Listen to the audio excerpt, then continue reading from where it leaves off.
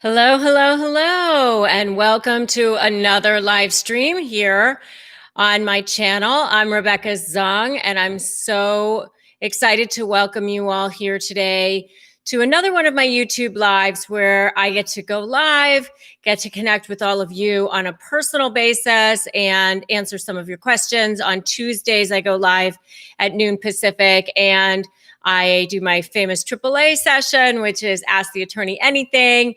And on Thursdays, I've been doing a little Narcissism 101, sort of like, the glossary, the basic language. I have a private Facebook group, and a lot of people are asking questions about, what's gaslighting or what's love bombing, that sort of thing. So I've been making videos and doing these little Q&As and YouTube live so that I can answer these questions for you guys. So if you haven't subscribed to my channel yet, this is a great time to do that. Subscribe and hit the notification bell, and that way you'll get notified when I do go live. And then, hopefully I can answer some of your questions.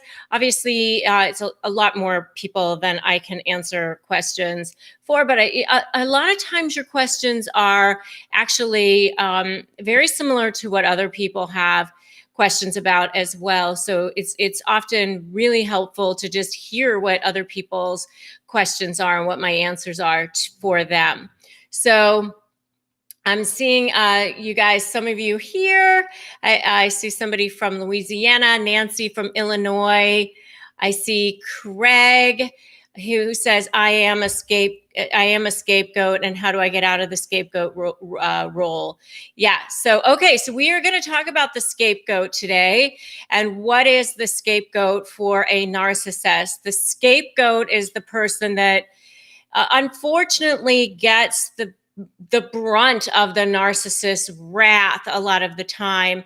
This is the person that in the family becomes the target of the narcissists. They shove off all of their responsibility. Anything that happens bad, anything that goes wrong, it's always that particular person's fault. For whatever reason, they just choose that person to be the person that is targeted more heavily than other people. And a lot of times you see it in families where a parent has chosen one of their children to be a scapegoat. That can be really, really tragic and very sad and horrific. But a lot of times it's the spouse, the person that's closest to them. So, the person that they choose as a scapegoat is very often similar to how they choose targets to begin with, which is, are they going to be able to control that person? Are they going to be able to get supply from that person? Because, oftentimes the scapegoat is the empathic person, the kind person, the good person, the one who's easier to push off everything onto, because they're not going to expose the narcissist the same way that somebody else might. They'll just take it. They'll continue to say, what can I do for you? How can I make it better? Those kinds of things. So Jennifer says, I'm the scapegoat.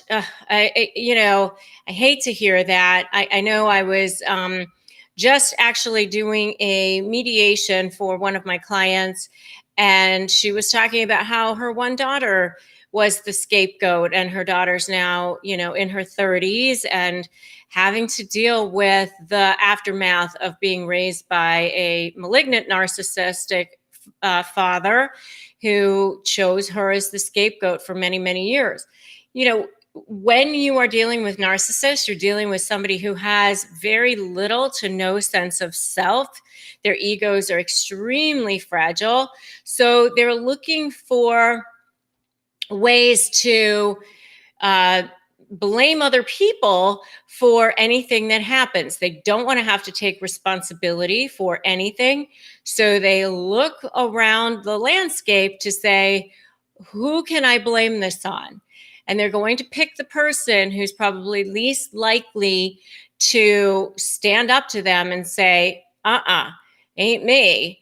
They might be more likely to say, well, it wasn't me, but okay, I'll just go along with this because I don't want to have to deal with the conflict. And, and it might be the person who might be more likely to enable that narcissist into saying, if the person is maybe the narcissist has a lot of stress at work, or they have too much going on, and that's why they behave the way they did. So they tend to almost punish the people who are the kindest to them, who love them the most, who are the most giving. It's a really sick thing, because it's like, instead of appreciating and loving that person back and understanding that how blessed they are to have that love and that attention, they almost punish the person closest to them, or the kindest person, or the person who gives them the most unconditional love, by treating them the most poorly. It probably has something to do with their own lack of self-esteem, their own lack of self-worth. Maybe subconsciously they think, well, there must be something wrong with you if you're so nice to me, because obviously, they don't have any inner sense of self-worth.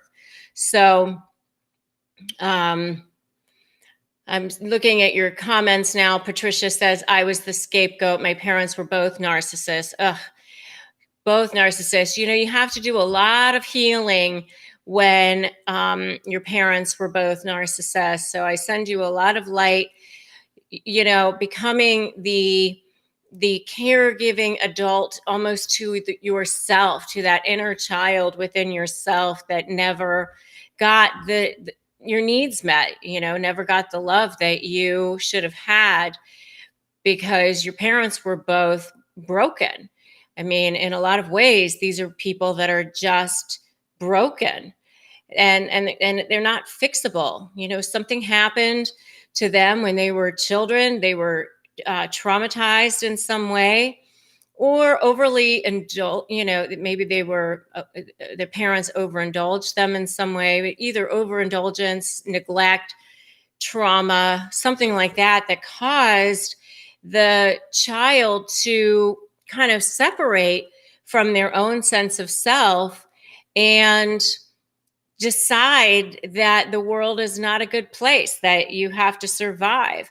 And so if you're a child of narcissists, you are born with needs because you're a child, and you are in the care of somebody who doesn't have the ability to meet other people's needs, because the only thing they know is sucking energy from the people around them. So they almost resent, or they do resent, people who have needs. They resent if you get upset. If you're crying, if you're sick, they can't stand it because somebody else wants attention, and they just don't have the ability to give it to you.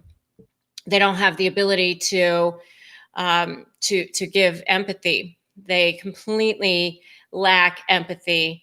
So Cece says, both of my parents were narcs too. I hate to hear that. So Lenny says, I noticed there was one thumbs down from this topic, and I'm certain it must be from a narcissist.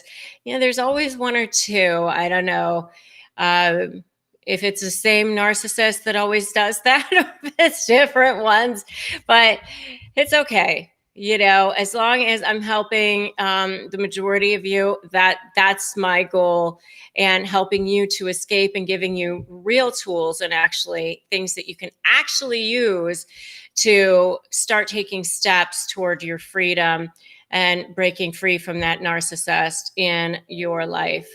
So I wanted to just take a look and see where some of you all are watching me from. We have, this community, my community, is literally all over the world.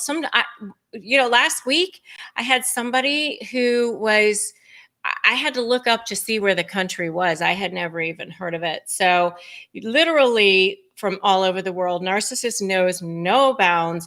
We are in another pandemic, and I call it the pandemic of narcissism. So if you want more support and you haven't joined my private Facebook group yet, come on over and join me. It's free, it's private. It's called Narcissist Negotiators with Rebecca Zung. And tons of support. I mean, hundreds and hundreds, maybe even thousands of posts in there a day of people who are venting, hurting, looking for help, looking for support, and lots of people there to talk to who are dealing with exactly what you're dealing with. So come on over and join me in that. If you haven't downloaded my free Crush My Negotiation prep worksheet, you can definitely do that too. That's at winmynegotiation.com, and we'll also drop a link to it below. And if you haven't subscribed to my channel, do that now. Subscribe, hit the notification bell. And that way, when I go live like this, you'll be notified and you get to participate in my AAA session on Tuesdays. And when I upload new content and interviews and all kinds of things going on here on this channel, you'll get notified of that as well. So I am so grateful that I get to have the opportunity to be here and connect with you guys. And I get so many amazing, touching comments, emails, and messages from you every day, all day. And so I might just know that my heart is with you.